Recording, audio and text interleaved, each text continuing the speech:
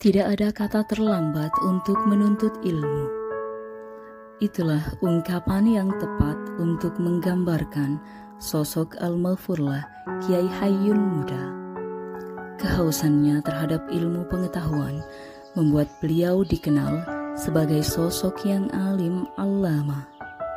Kiai Hayyun Muda mulai nyantri di usia 25 tahun dengan semangat, keseriusan, ketekunan, dan kegigihan yang luar biasa. Beliau pernah menimba ilmu di beberapa pondok pesantren di Jawa Timur. Salah satunya adalah Pondok Pesantren Sono di Sidoarjo dan Pondok Pesantren Termas Pacitan, Jawa Timur. Beberapa sumber menyatakan semasa di Pondok Termas, beliau satu kamar dengan Mbah Kiai Abdul Hamid bin Umar Pasuruan. Semasa di pondok, beliau dikenal sebagai santri yang sangat fokus dan tekun dalam belajar. Bahkan karena ketekunan dan keseriusan dalam menuntut ilmu, beliau memiliki prinsip pantang pulang sebelum menyelesaikan masa belajarnya di pondok.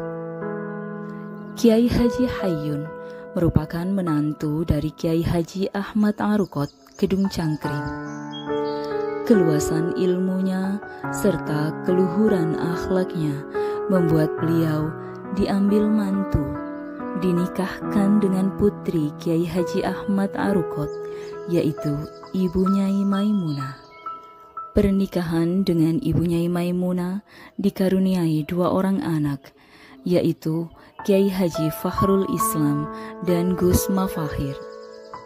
Sepeninggal Ibu Nyai Maimunah, nampaknya Kiai Haji Ahmad Arukot ingin mempertahankan Kiai Hayyun sebagai menantunya.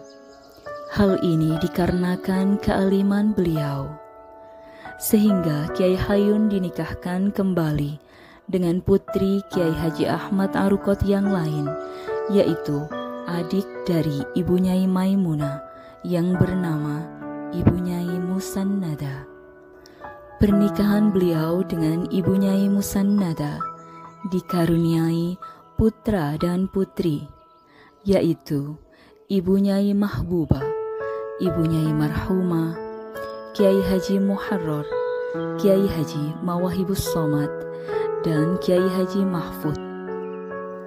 Kiai Hayyun merupakan simbol kedalaman ilmu, sosok kiai yang dikenal akan kealimannya di berbagai macam bidang keilmuan.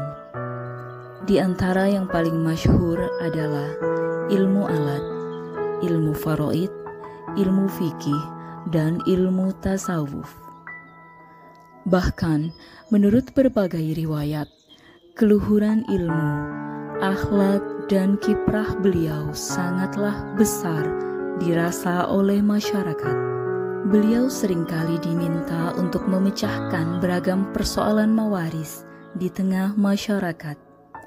Beliau juga dikenal sangat dermawan. Salah satu yang dikenang adalah setiap menjelang bulan Ramadan, beliau tidak pernah absen bersedekah untuk para du'afa, anak yatim, janda, dan tetangga sekitar pondok. Sedangkan di mata santri, beliau merupakan sosok kiai yang sangat istiqomah, perhatian, dan telaten dalam mendidik santri.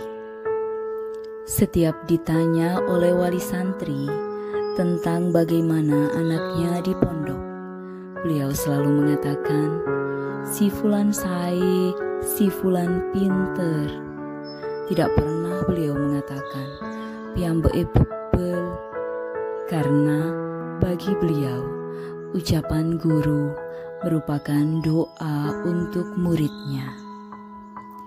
Keistiqomahan beliau nampak nyata tergambar dari pengajian beliau yang tidak kenal kata libur. Beliau juga istiqomah deres Al-Quran setiap harinya sebelum maghrib, meskipun di usianya yang sudah sepuh. Semangat beliau seakan tak pernah pudar.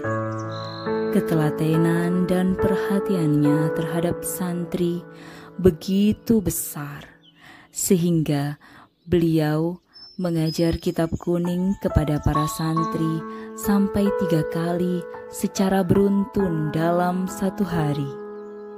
Seusai mengajar kitab Jurumiyah untuk santri baru, beliau melanjutkan ke santri tingkat Mutammimah 1, kemudian dilanjutkan ke santri tingkat Mutammimah 2, dan kitab-kitab yang lain.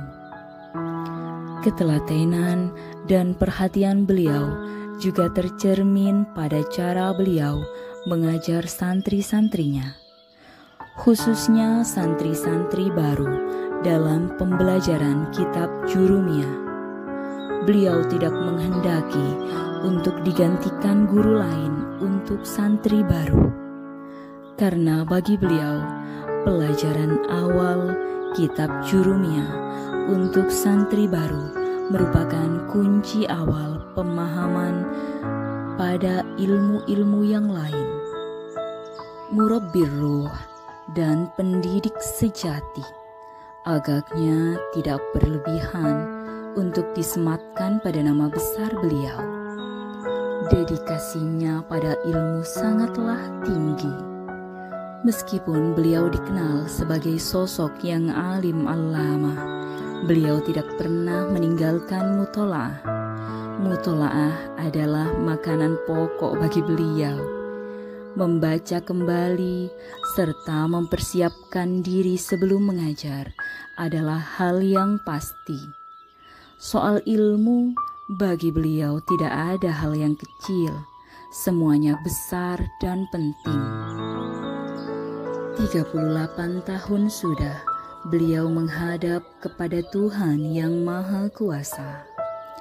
Para santri pun telah ditinggalkan. Tapi rasanya perjuangan masih terus diperjuangkan. Semangat masih terus dikobarkan lewat karya-karya beliau yang tak henti diajarkan. Salah satu peninggalan beliau yang sangat berharga untuk para santri adalah kitab karya beliau yang berisi kaidah dasar nahwu dan shorof yang masih digaungkan dan digunakan oleh para santri Pondok Pesantren Raudhatul Muta'alimin Muta'alimat hingga saat ini. Santri hari ini haruslah terus mengenal indah akhlak beliau dan kedalaman ilmu beliau. Jasa sang kiai harus tetap dikenang. Maka haul adalah simbol dikenang kembali dan didoakannya sang kiai. Meski doa tetaplah harusnya setiap hari. Haul Kiai Hayyun selalu diperingati pada 5 Ramadan. Khatmil Quran dilaksanakan oleh para hufat di dalam beliau dan para santri di pondok pesantren. Dilanjutkan dengan ziarah ke makam beliau, tahlil dan buka puasa bersama di dalam beliau oleh para santri.